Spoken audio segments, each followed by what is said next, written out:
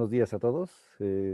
Continuando con las actividades que tenemos planeadas para esta Semana de la No Violencia en la Facultad de Ciencias.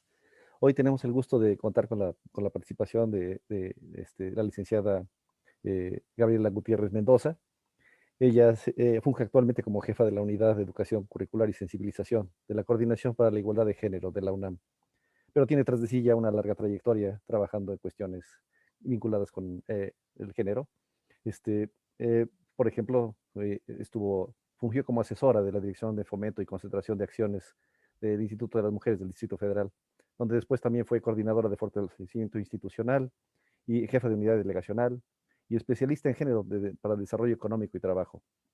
También fue coordinadora del Diplomado de Desarrollo Integral de la Mujer de la Universidad de La Salle, donde además, por supuesto, impartía clases. Coordinadora de servicios del Centro Nacional de Planeación, Análisis e Información para el Combate a la Delincuencia, promotora educativa, Fomento Cultural y Educativo AC, y bueno, como dije, actualmente funge como jefa de Educación Curricular y Sensibilización en la Coordinación para la Igualdad de Género recientemente creada en la Universidad Nacional. Eh, Bien, la idea es que nos platique Gaby el día de hoy acerca de violencia de género, acoso y hostigamiento sexual, identificar para actuar. Por supuesto, apuntando a uno de los principales problemas que laceran a la comunidad universitaria y en general, pues, a las mujeres en este país. Bien, le cedo la palabra entonces a Gaby. Muchas gracias por estar aquí. Buenos días. Hola, buenos días. Gracias por la invitación. Aquí con mucho gusto presente en la Facultad de Ciencias, a quien hemos estado cercanas en varios de los trabajos que han realizado. Y bueno, pues agradezco la invitación de la maestra Carla para poder participar y bueno, de la facultad y de la directora.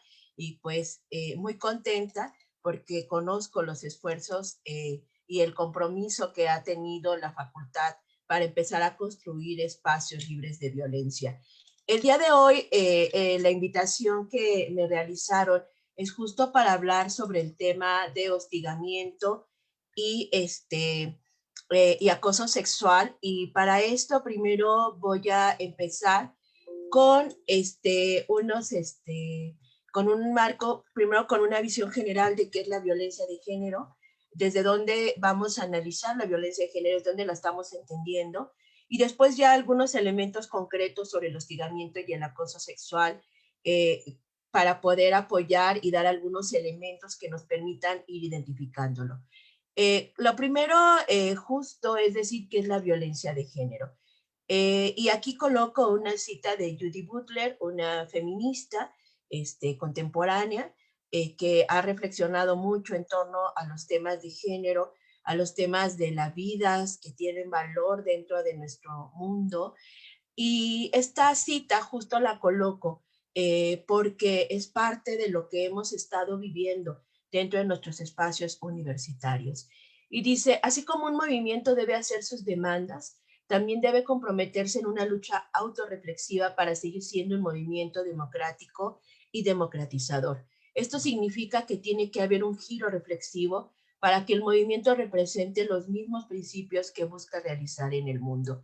Y lo coloco justo porque dentro de la universidad tenemos que reconocer el papel que nuestra comunidad, que las mujeres que están en la universidad, especialmente nuestras alumnas, han jugado en cuestionar por qué está colocada la violencia y en visibilizar la violencia que se ha vivido en espacios universitarios. Es gracias justo a ese trabajo organizativo que han realizado y todo lo que han cuestionado que nos permite, que nos ha permitido dentro de la universidad crear instancias y crear acciones que permitan ir construyendo un espacio libre de violencia. Y ahora, bueno, pues que no más importante reflexionarlo en estos 16 días de activismo en contra de la violencia hacia las mujeres. Entonces, si me permiten, para poder tener control del tiempo que voy a estar aquí con ustedes, voy a poner mi temporizador. Bien, porque si no, luego me emociono. Ok, entonces, ¿qué es la violencia de género? Voy a presentarles un video pequeño sobre una exposición en torno a la pregunta de esta exposición es, ¿influye la ropa de la víctima como parte de uno de los elementos que están colocados en nuestros imaginarios?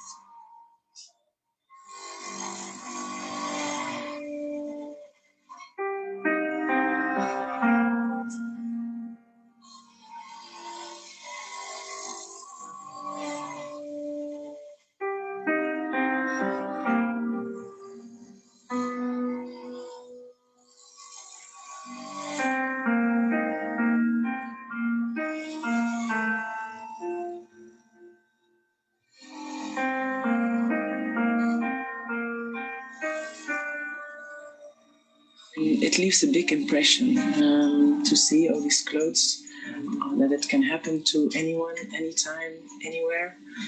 Also the numbers we've seen, like for instance that 51% of rapes happens before you are 11 years old. That's I have children myself. It's really very emotional to see what is on here.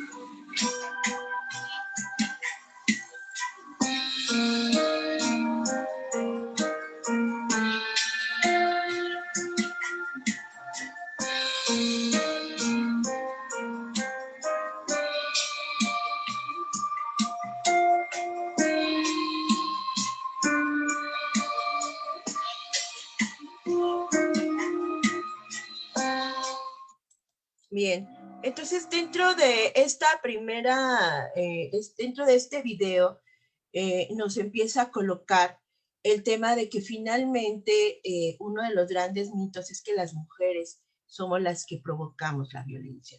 Este pensamiento es un pensamiento muy generalizado y normalmente se coloca en el cuerpo de las mujeres, es decir, cómo estabas vestida, si estabas en estado, por ejemplo, si estabas alcoholizada, por qué estabas en ese lugar a esas horas, si conocías a ese profesor cómo era, por qué te quedaste en su aula o por qué fuiste a su oficina, si ya te estaba enviando mensajes. Es decir, se responsabiliza a la mujer que recibe la violencia y no se cuestiona qué es lo que está sucediendo con el agresor.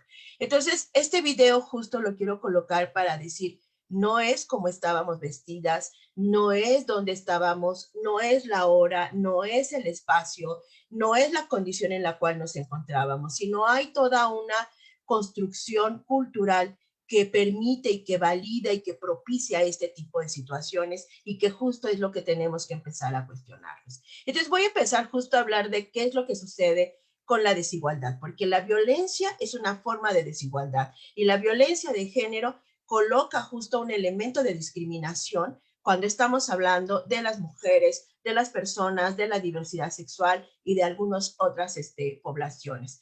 La desigualdad, ¿por qué existe? Primero, porque hay un proceso de clasificación. ¿Qué significa esto? Que nuestra sociedad se empieza a organizar a las personas a partir de condiciones biológicas que no están colocadas en nuestras decisiones. Es decir, yo no puedo decidir si nazco con un cuerpo de mujer o si nazco con un cuerpo de hombre o si nazco con un cuerpo que tiene características genitales de tanto masculinas como femeninas. Entonces, esta clasificación que empieza a realizarse se da a partir de un orden que se considera es natural o es propio de la, o sea, es natural en el sentido que la naturaleza nos otorga ese cuerpo, o también a partir de condiciones específicas en los espacios en los cuales nacemos. Entonces, ¿qué es lo que sucede? Que esta clasificación, de hecho, es una clasificación de tipo dicotómica, es decir, que cuando se clasifica pareciera que ambos elementos que son clasificados son elementos contrarios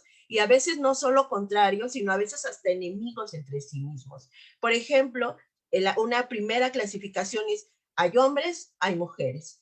Esa clasificación surge a partir de la corporeidad.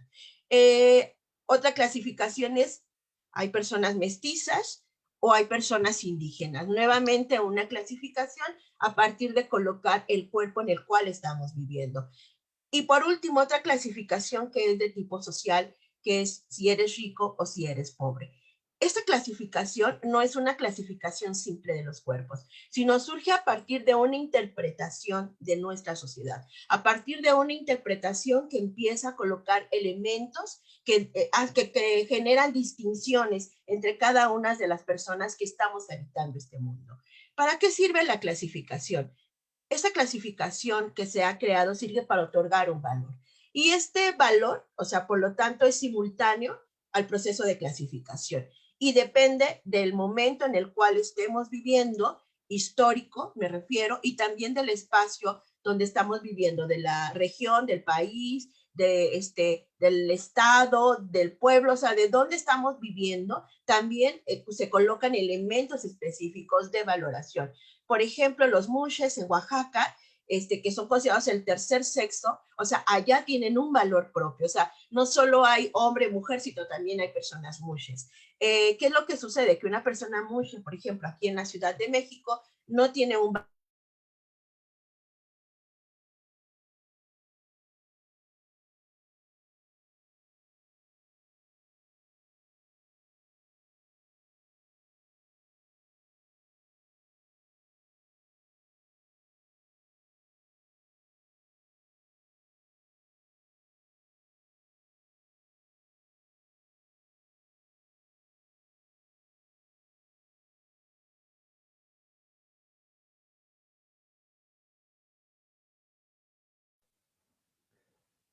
Gaby, ¿me escuchas?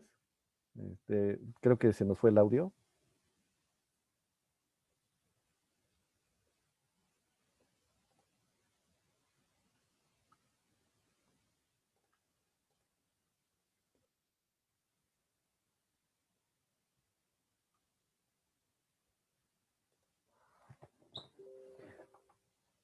Aparentemente tenemos algunos problemas técnicos. En un momento continuaremos.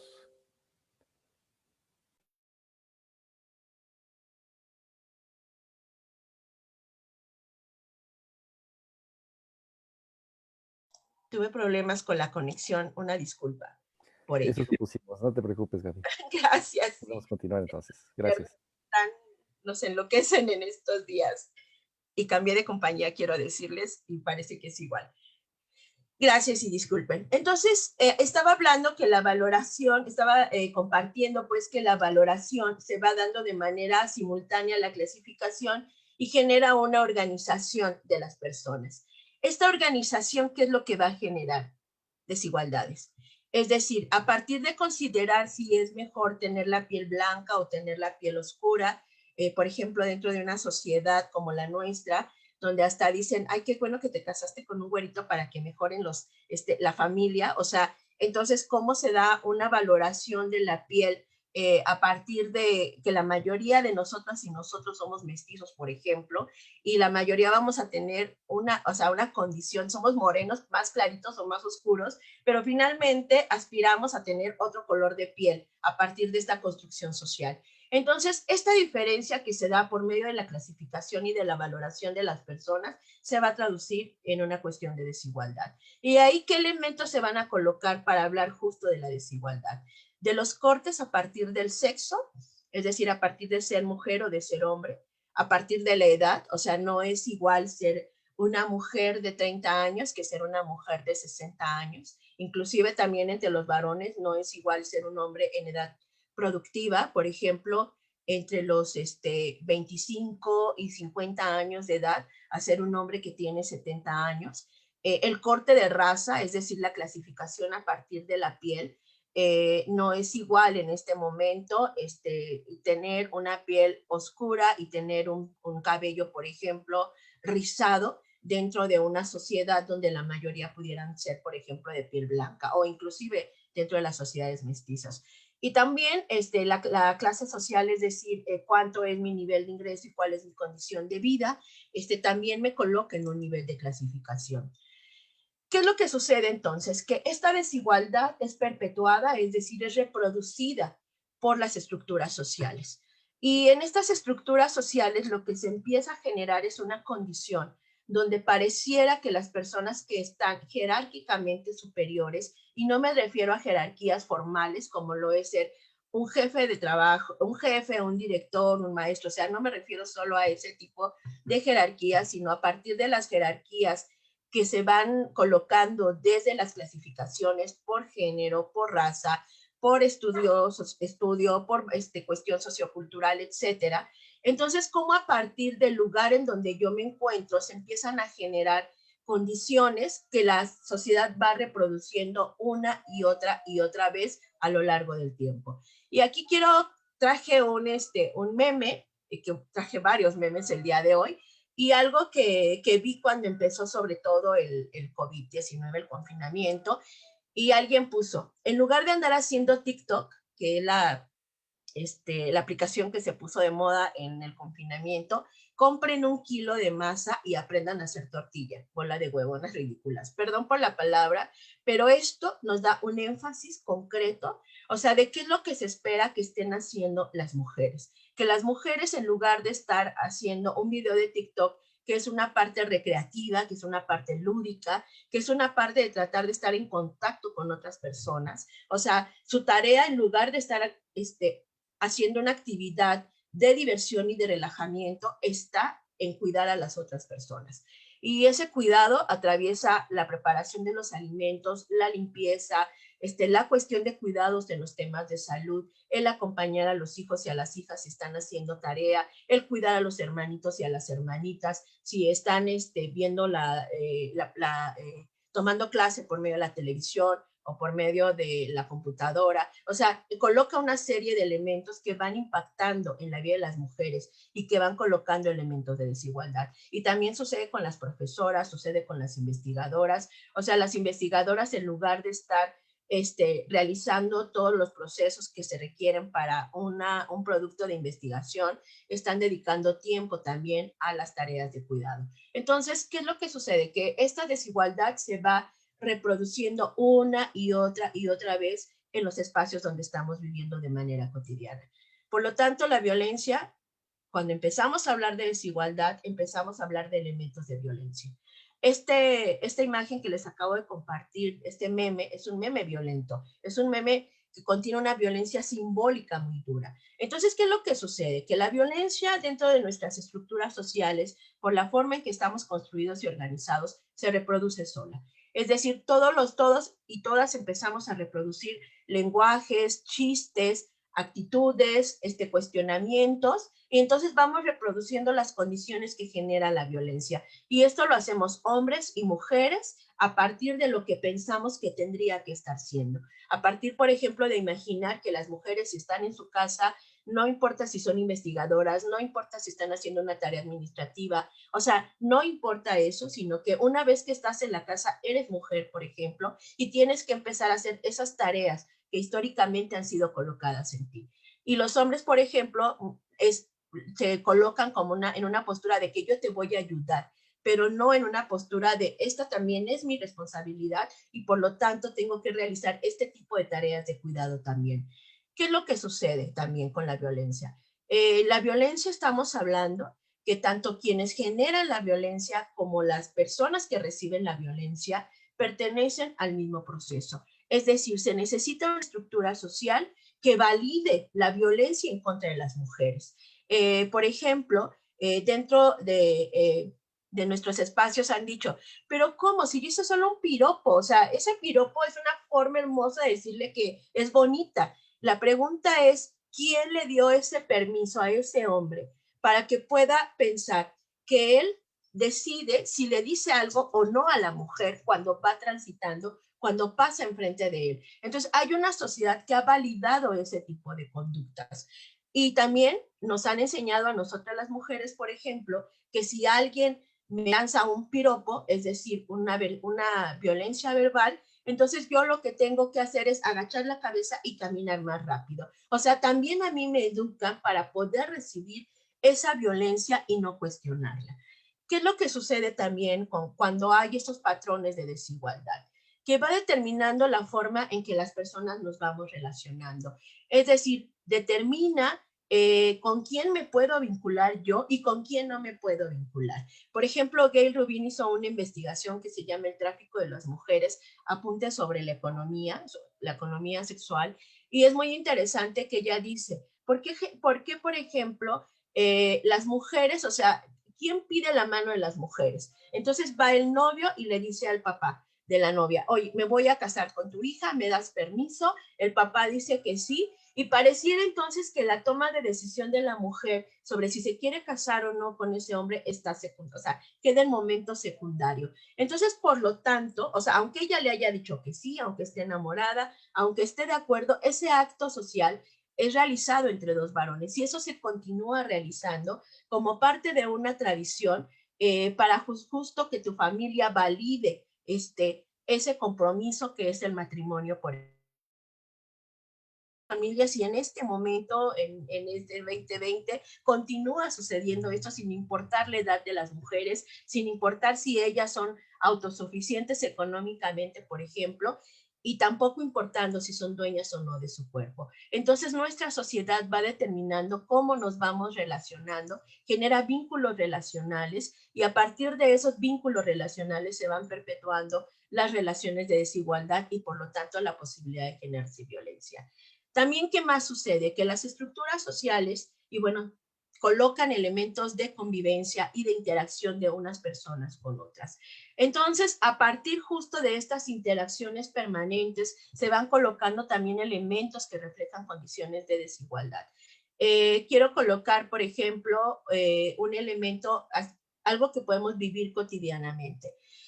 Cuando vamos nosotras en la calle y cómo vivimos la violencia en la calle. Por ejemplo, está oscuro, puede ser en la noche, puede ser en la mañana, y entonces y es todavía oscuro y yo voy caminando sola en la calle para ir a mi trabajo, para ir a la escuela, para ir a la universidad. Y viene un hombre en sentido contrario en la calle. Entonces, ¿qué es lo que yo hago como mujer? Yo no pienso, y eso ayer, por ejemplo, lo platicaba con mis alumnas, yo no pienso solamente en si me van a robar o no me van a robar, sino de inmediato mis alumnas ayer me decían, yo de inmediato empiezo a pensar, volteo a todos lados y pregunto, hay una camioneta, esa camioneta puede significar que yo ya no regrese a mi casa, o puede significar que él, ay, perdón, están los perros ahorita ladrando. Toto, Coco. Bueno, ya van a conocer a mis perritas. Entonces mis alumnas decían que ahí está la posibilidad de no regresar a casa. Entonces, cuando le preguntaba a los hombres, ¿qué es lo que ustedes persienten cuando un hombre en esas mismas circunstancias viene hacia ustedes? Los chicos decían, a mí lo que me preocupa es que me roben, que me asalten y que yo cuando me resista me puedan lastimarme con un arma punzocortante. Entonces, ahí está colocada una forma diferente en que los hombres y las mujeres vivimos violencia. Ambos vivimos violencia, pero la expresión de la violencia y las condiciones de la violencia son distintas. Por eso es que hablamos de la violencia de género. La violencia de género, por lo tanto, es una expresión paradigmática de la desigualdad social. ¿Qué significa esto? Que la violencia de género expresa de la manera más profunda cómo hay condiciones diferenciadas de las mujeres y los hombres dentro de esta sociedad. Y qué no hablar de la población de la diversidad. De pronto ni siquiera pareciera que está colocada. La violencia de género, por lo tanto, coloca algunos elementos. ¿Como cuáles son estos? El hostigamiento sexual. Al hablar del hostigamiento sexual, hablamos de la invasión a la intimidad de la persona. Hablamos de coartar su libertad y de la apropiación del cuerpo de la víctima. Todo eso sucede cuando se está realizando un acto de hostigamiento sexual. ¿Por qué? Porque lo que se hace es que se invaden los celulares, por ejemplo, se invaden los espacios privados, se invade el mismo cuerpo. Entonces, esto implica que hay alguien que está dispuesto a ejercer una forma de autoridad o un ejercicio de control hacia una persona, y específicamente aquí estamos hablando de las mujeres.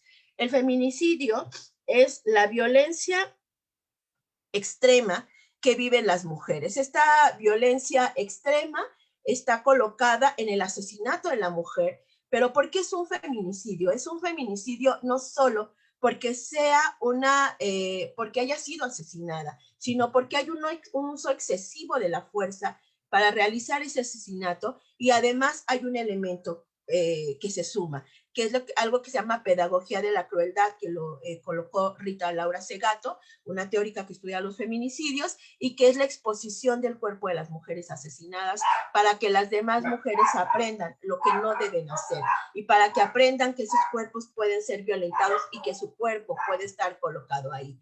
Y la violación deja una huella permanente en la mujer que la está viviendo. ¿Qué significa esto?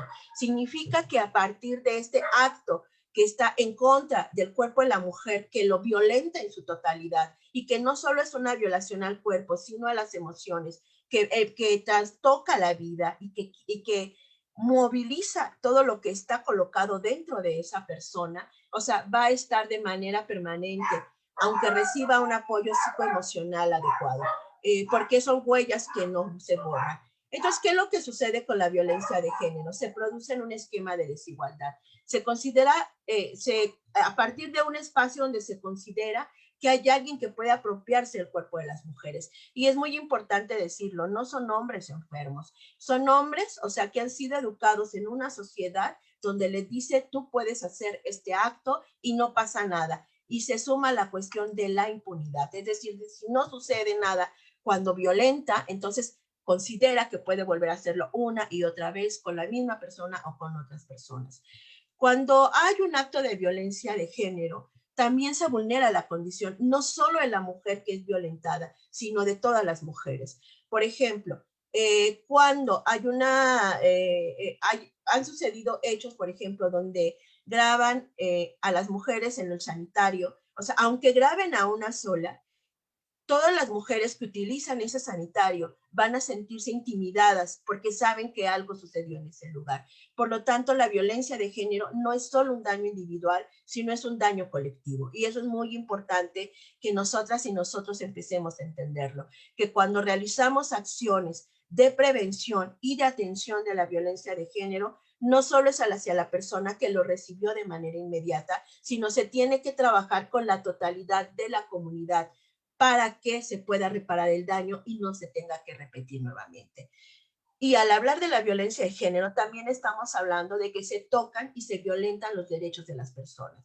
¿Qué derechos se tocan entre muchos otros? Por ejemplo, a decidir sobre su vida. Si yo recibo hostigamiento sexual, entonces hay un impacto en el resto de mi vida. Muchas alumnas, por ejemplo, cuando son acosadas o hostigadas dentro del aula, empiezan a cuestionarse si continuar o no continuar con la asignatura para no ver a la persona que les está agrediendo, que generalmente es un varón, que puede ser un compañero o que puede ser un maestro. Y entonces empiezan a preguntarse qué hacer. ¿Continúo o no continúo con el semestre? Con la asignatura, después se cuestionan si continúan o no con el semestre, porque ven al agresor en los pasillos, porque el agresor las va intimidando en los espacios en los cuales se encuentran, y entonces de esta manera hay un impacto en la decisión de su vida, pero también en su trayectoria académica. Se ve impactada el desarrollo académico de las alumnas cuando están viviendo este tipo de situaciones. También se transgrede el derecho a decidir sobre su sexualidad.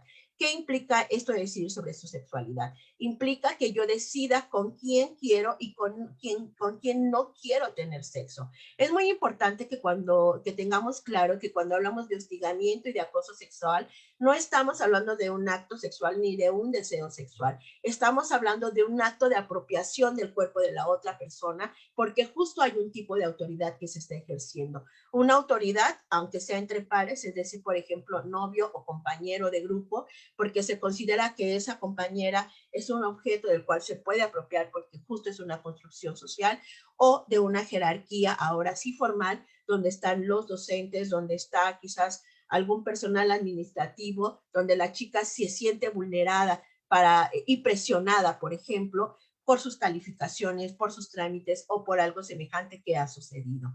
¿Qué más sucede? Entonces sucede que está colocado también en riesgo la integridad física y psicológica de la persona.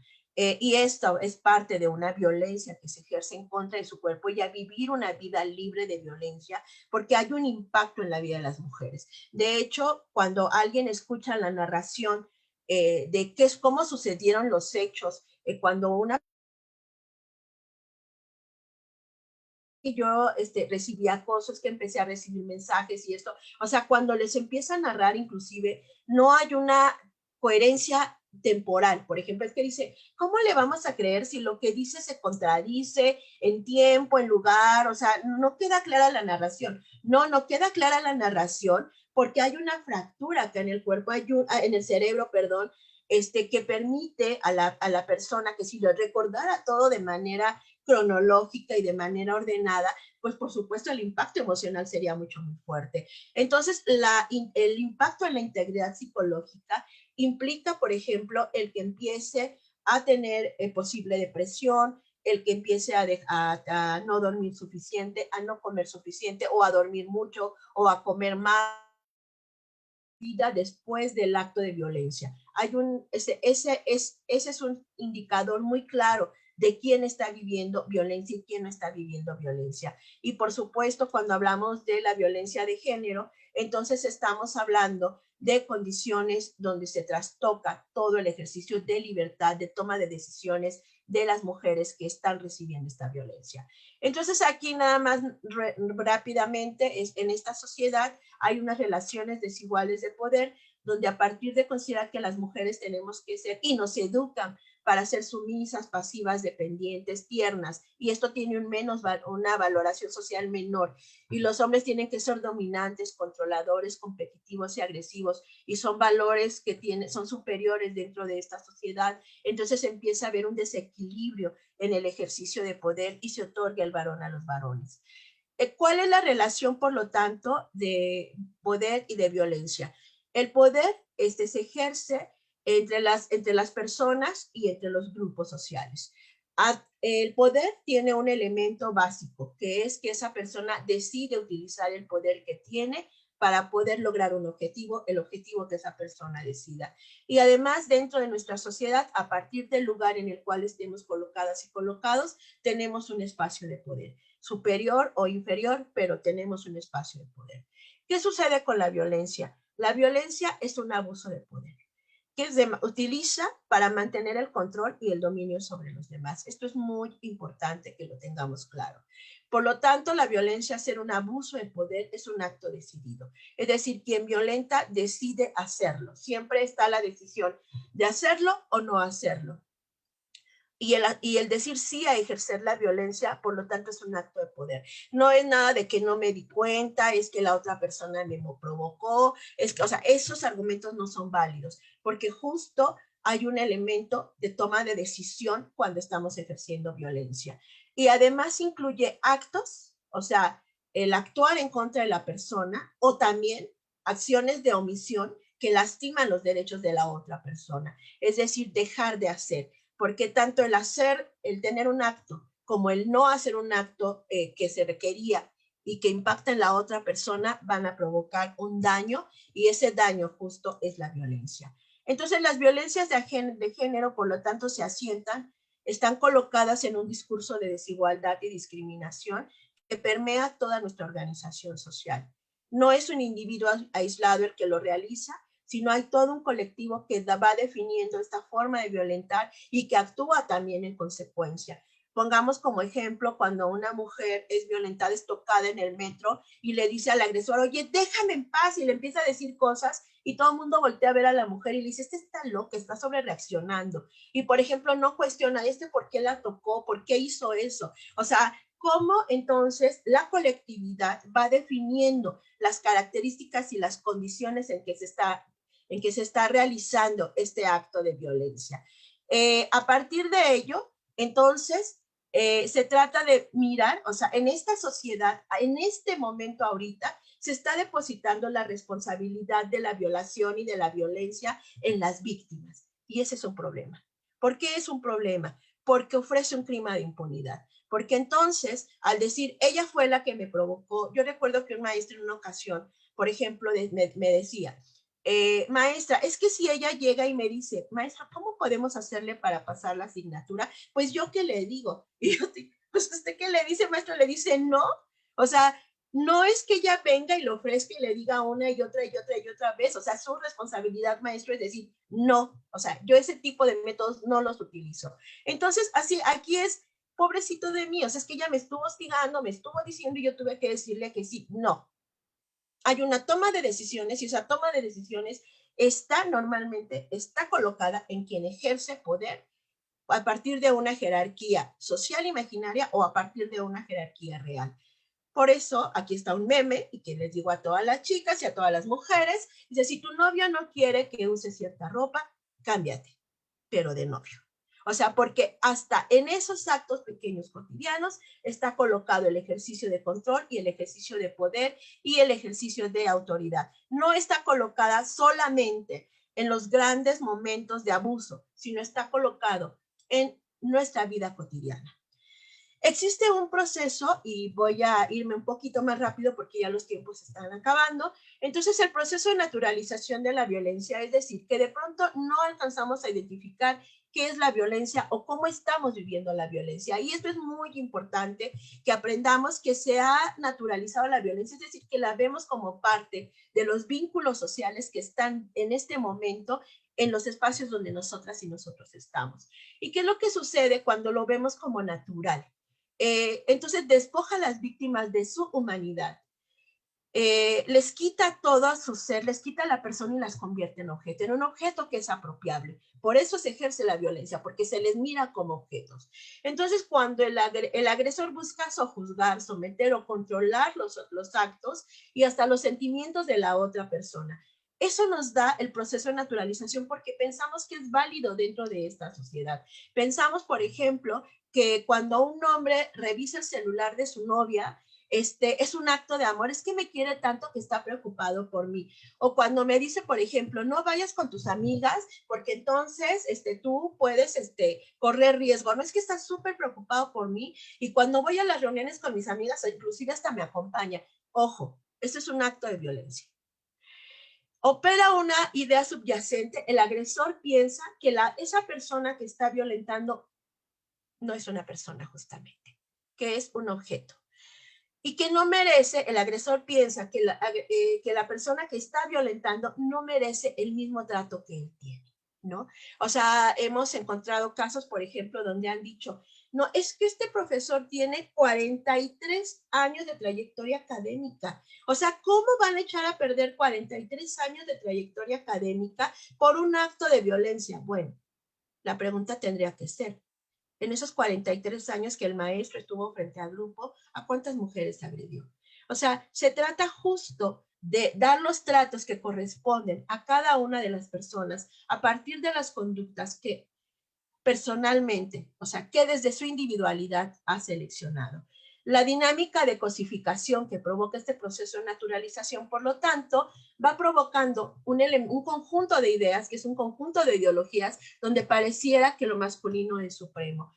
¿Y eso qué es lo que sucede? Provoca miedo, nos da miedo que nos agredan, provoca indignación, provoca inseguridad y permea todas las manifestaciones de violencia de género. Voy a saltarme esto para poder llegar a un elemento que me parece importante porque ya estamos a punto de concluir con esto. Y bueno, entonces la violencia, aquí voy a como a empezar a colocar algunas ideas para poder cerrar este momento y dar otras dos más. Ok, la violencia, por lo tanto, es un acto intencionado. Se decide si se quiere hacer o si no se quiere hacer. El agresor puede decidirlo. Por lo tanto, no es un acto fortuito, no es un acto donde la persona perdió el control o no es un acto que surgió espontáneamente. O sea, ese acto, esa persona tuvo la oportunidad de tomar una decisión sobre si lo realiza o no lo realiza. La violencia es un ejercicio de poder y ese poder tiene el propósito de controlar a la otra persona. Yo controlo a la otra persona si soy profesor por medio, por ejemplo, de la evaluación. O sea, porque la alumna sabe que yo la voy a evaluar. Entonces, ese es un ejercicio de poder que está colocado cuando estamos realizando actos de poder. ¿Qué más sucede? Que la violencia provoca daño. Es muy importante. Un daño que está colocado en la violencia inmediata que se ejerce, es decir, por ejemplo, si se tocó el cuerpo, ahí está un primer daño, pero hay un impacto que está colocado a largo plazo o a mediano plazo dentro de la persona y es por ello que se tiene que tratar. Se tiene que dar un acompañamiento psicológico y si la persona así lo quiere, la persona receptora de violencia así lo quiere, iniciar un proceso administrativo o un proceso en Ministerio Público cuando configure un delito, porque esto es necesario. Y la otra idea con la que tenemos que tener muy clara para todas y cada una de nosotras y de los varones y de nosotros es que la violencia es una transgresión a un derecho humano. Es decir, no solo es que me haya tocado, que eso ya es grave por sí mismo,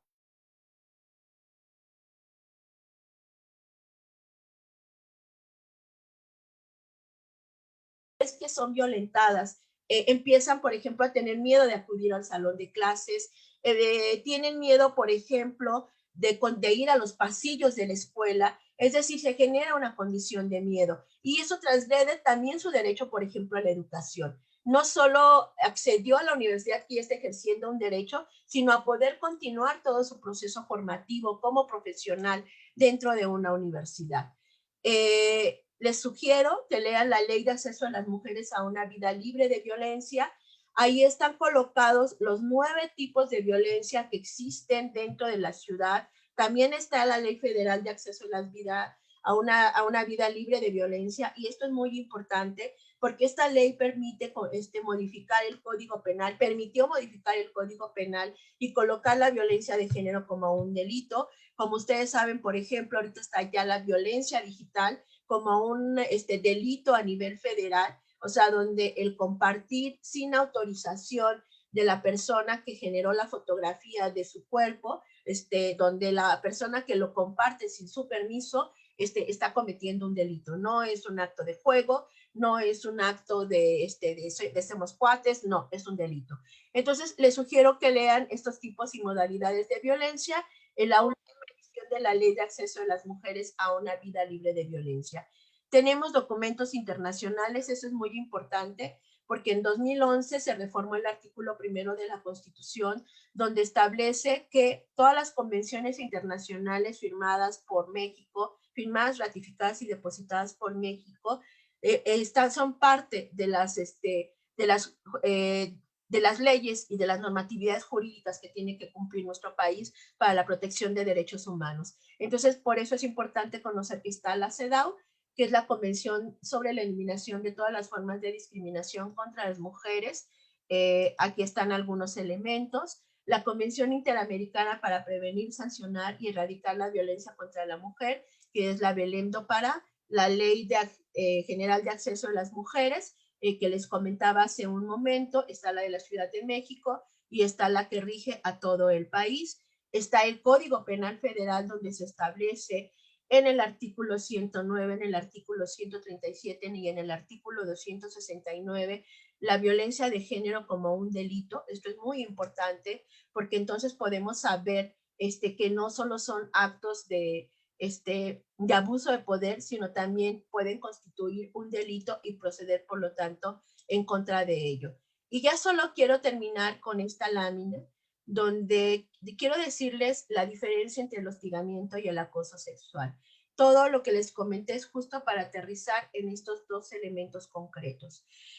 El hostigamiento y el acoso sexual están en el artículo 13 de la Ley General de Acceso de las Mujeres a una Vida Libre de Violencia, y ambas son consideradas formas de violencia de género. ¿Qué es el hostigamiento sexual? El hostigamiento sexual es un ejercicio del poder en una relación de subordinación real de la víctima. Es decir, por ejemplo, alumna, alumno, jefe, secretaria, coordinador de investigadoras, investigadora, o sea, en donde hay una jerarquía de autoridad real y formal, o sea, ahí está el hostigamiento sexual. La víctima está en un rango inferior, el agresor está en un rango superior, y el hostigamiento sexual se puede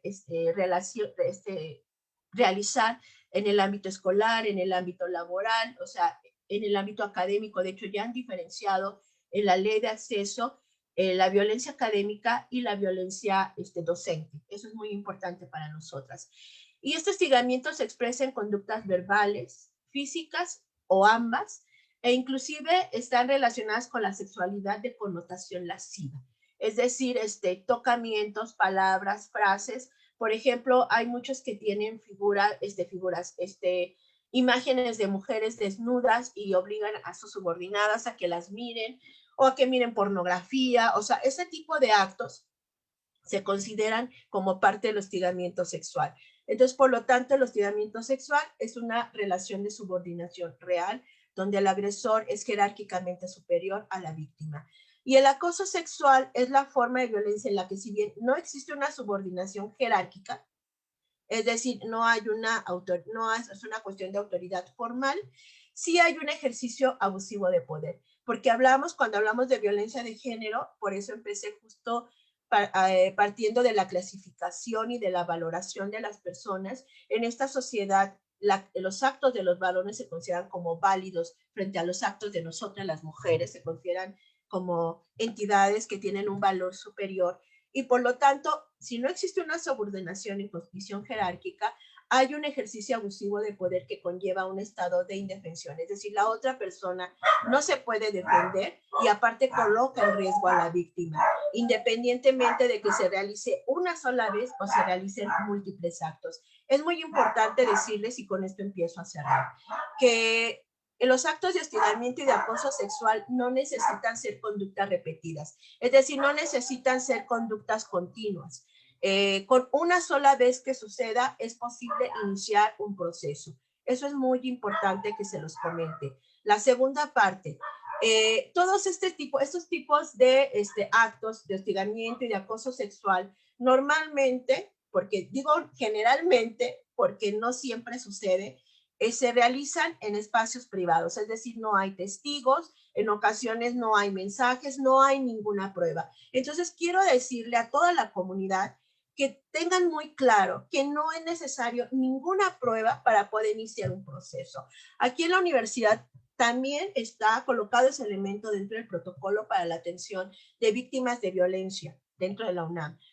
No se necesita absolutamente ninguna prueba. Con el simple, no con el simple, sino con el importante testimonio de la víctima, ese testimonio se convierte en prueba. Entonces, por lo tanto, no tengan miedo de iniciar un proceso administrativo aquí en la UNAM o iniciar un proceso legal si no tienen pruebas, no se necesitan.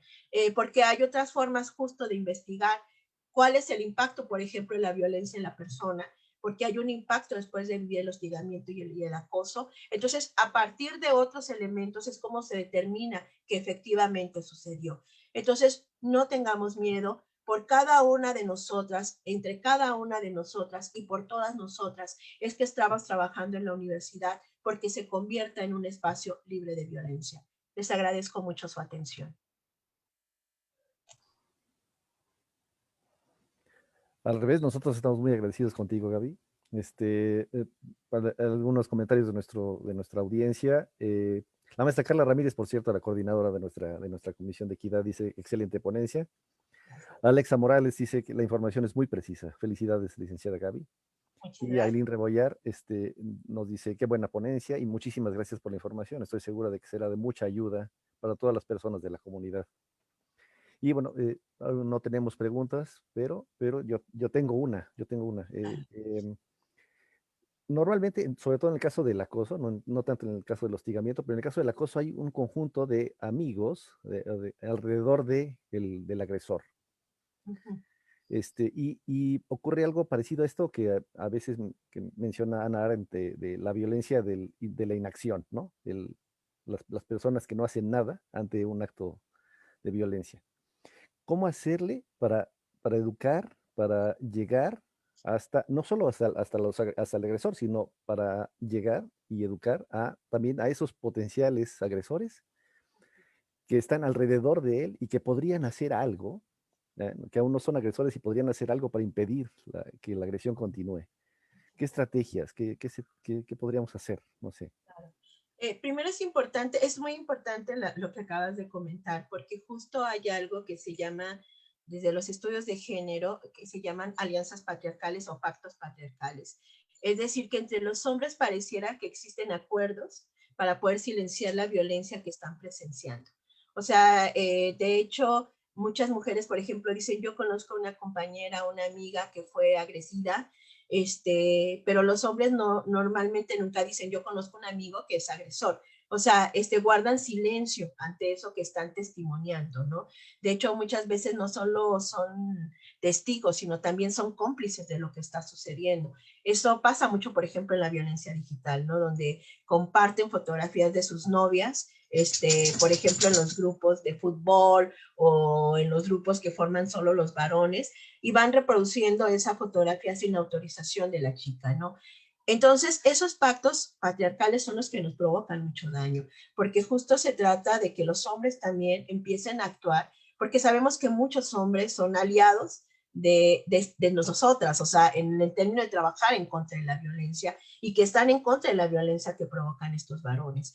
Entonces, lo primero es empezar justo que los hombres empiecen con la reflexión de lo que implica su silencio, de lo que implica el silencio cómplice que reproduce y que permite que profundice la violencia. Este es un primer elemento que se tiene que trabajar en la masculinidad, que las masculinidades no están colocadas a partir del ejercicio de autoridad, sino están colocadas a partir de lo que nosotras, de lo que ustedes más bien les han enseñado lo que significa ser varón.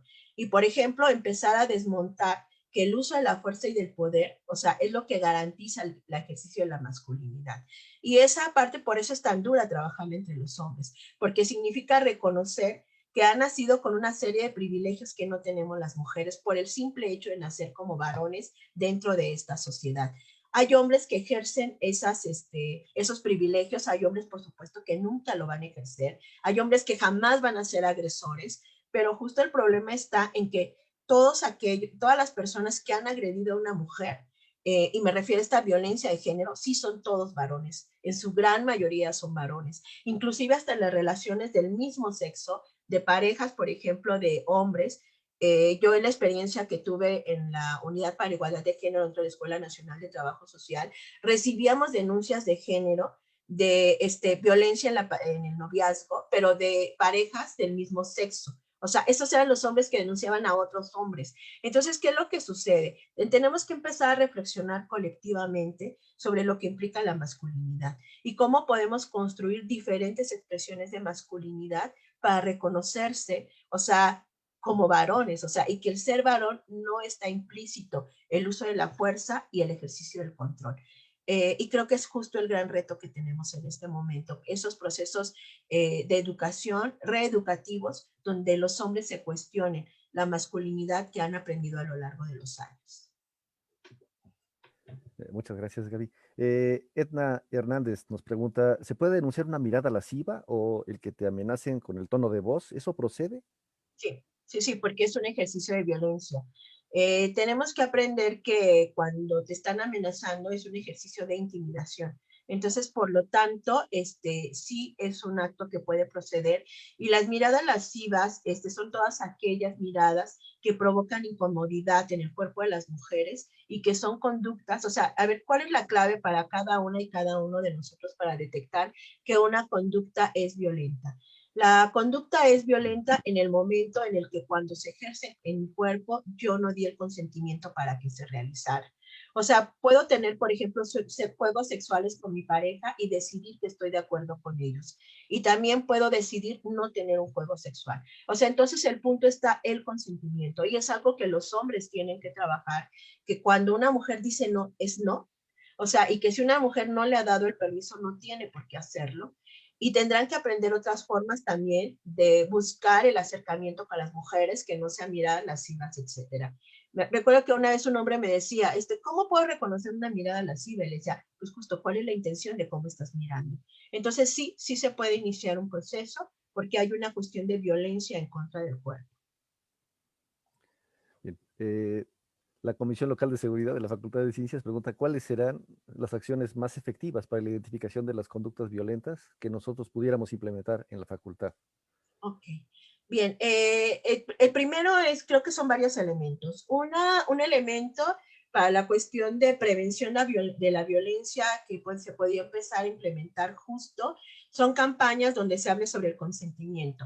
Es decir, donde se le diga a la comunidad, hombre, o sea, entiende que, o sea, hombre, escucha si te está diciendo sí o no.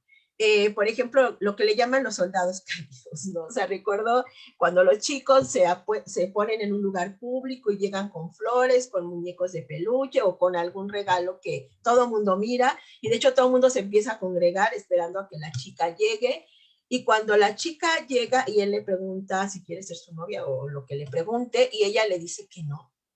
O sea, entonces la cuestionada, por ejemplo, es ella. O sea, ella es, oye, qué corazón de piedra, o sea, la empiezan a cuestionar a ella y no le cuestionan a él, oye, ¿por qué le preguntaste? O sea, tú ya sabías que ella podría decirte que sí, porque cuando tú te expones te pueden decir sí o te pueden decir no. Entonces, justo el entender que un ejercicio de poder y un ejercicio de violencia está en violentar el consentimiento de la otra persona. Entonces, qué interesante sería tener una campaña donde se le diga a los varones directamente, hoy, ¿tú has preguntado primero? O sea, ella ya te dijo que sí. Y donde también se hable sobre los silencios cómplices, como tú lo acabas de decir, José. O sea, cómo los hombres pueden actuar ante este tipo de situaciones, dejando de ser cómplices y rompiendo también el silencio cuando miran la violencia, por ejemplo. La otra parte que tiene que ver con estos actos de prevención es que las mujeres conozcan que ellas pueden ejercer sus derechos y que el ejercicio de derechos es importante. Porque pareciera que nuestras voces, o sea, no tienen valor y de hecho han sido silenciadas históricamente. Por eso es que de pronto parece que las alumnas gritan tanto. Sí, gritan fuerte, porque no han sido escuchadas históricamente. Entonces, que ellas sepan que hay espacios donde las pueden acompañar, donde les pueden orientar y donde les pueden decir que hay normatividades en la UNAM, que está el protocolo, que están los lineamientos, o sea, que hay una serie de elementos de los cuales ellas se pueden apropiar para poder ejercer en caso de que se sientan violentadas. La otra es reconocer que los espacios comunes como las jardineras, o sea, los pasillos y todo, son espacios de todos y todas. Y todo el mundo tenemos derecho a transitar libremente dentro de esos lugares. O sea, cuando está claro el mensaje, por lo tanto, estos mensajes de en dónde, dónde tenemos que ser respetadas y respetados cada uno, de que aparte hay una serie de normatividades y de que además debemos de cuestionar el ejercicio de poder a través del consentimiento. Entonces, si nosotros logramos generar campañas que hablen sobre esto, no solo sobre la violencia, sino sobre este tipo de elementos, y campañas, talleres y espacios de sensibilización, podríamos generar relaciones distintas dentro de nuestras comunidades, ¿no? Paola Ramírez nos dice, bueno, te dice, ¿podrías dar tips para detener a un agresor cuando somos violentados en el transporte? Porque en esas situaciones solemos llenarnos de miedo y petrificarnos, aunque sabemos que es violencia y no debemos no reaccionar. Ok, sí. Hay como varias cuestiones. La primera es que verifiques tu seguridad. O sea, si tú vas a dar una respuesta, primero verifiques que si al levantar la voz, tú vas a estar segura.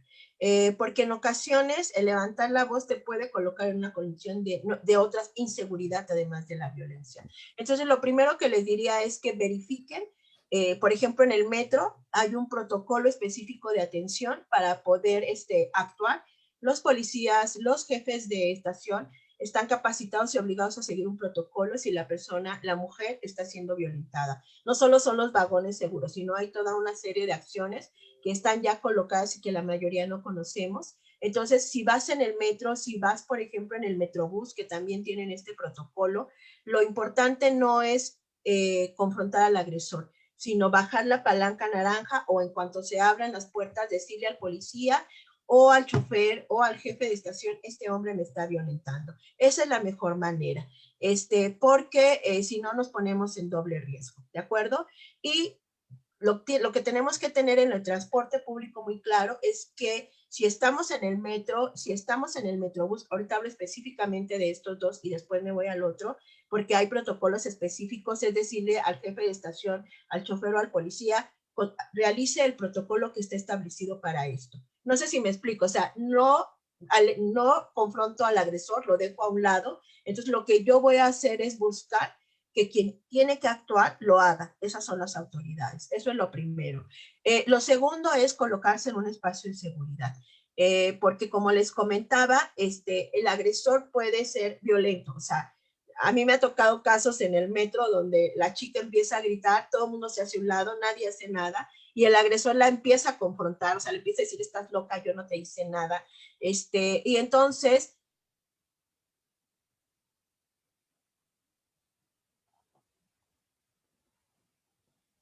Oh, creo que volvemos a tener problemas técnicos. Ustedes disculpen.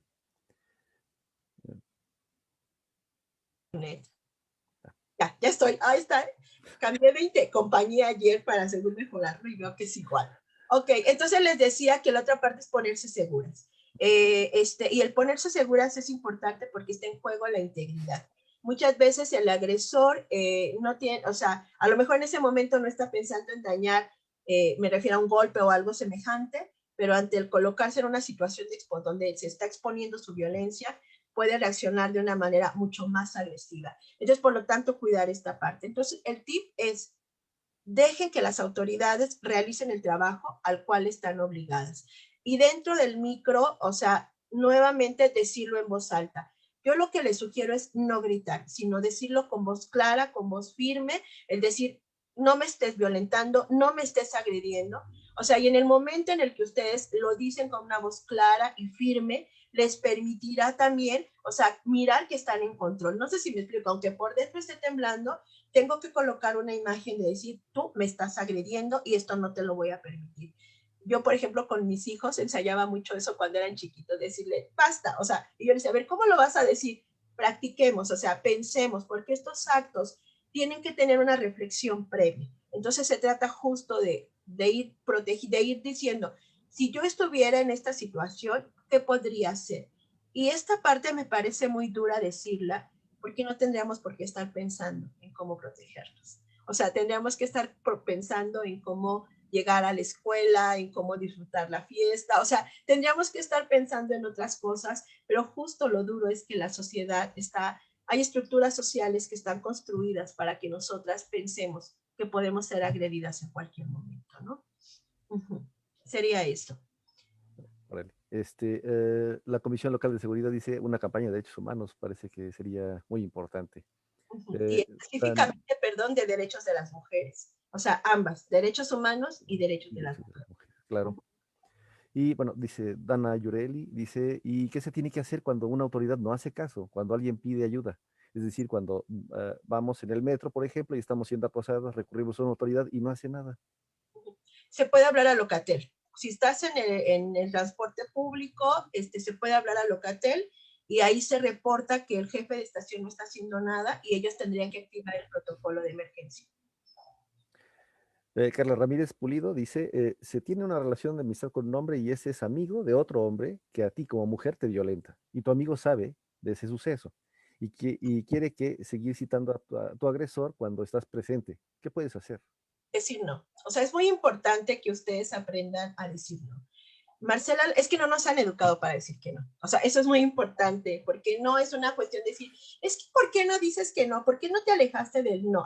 Hay una serie de condiciones que han sido colocadas desde los procesos de socialización de las mujeres, desde la construcción de las estructuras sociales.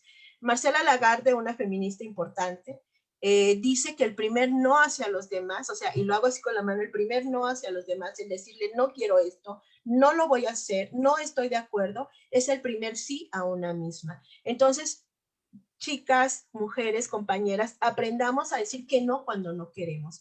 La primera vez va a ser difícil, o sea, muy difícil, porque hemos aprendido a ser complacientes. Sin embargo, tenemos que aprender que en los procesos de autocuidado, esta complacencia tiene una movilidad y la movilidad es aprender a cuidarme y aprender a priorizar mi seguridad. Entonces, yo te sugeriría que dijeras, no, no quiero ir, no, no estoy de acuerdo, no, no lo voy a hacer. Y aunque por dentro estés, o sea, en un proceso de miedo, ese primer no te va a permitir moverte a otro espacio dentro de tu vida. Entonces, aprendamos a decir que no con claridad. Y es un ejercicio que tenemos que hacer cotidianamente nosotras las mujeres. Bueno, pues no tenemos más preguntas en el chat, entonces, bueno, y además el tiempo ya se nos acabó, entonces, pues no me resta más que agradecerte mucho, Gaby, el haber, tu aleccionadora plática con nosotros. Muchas gracias.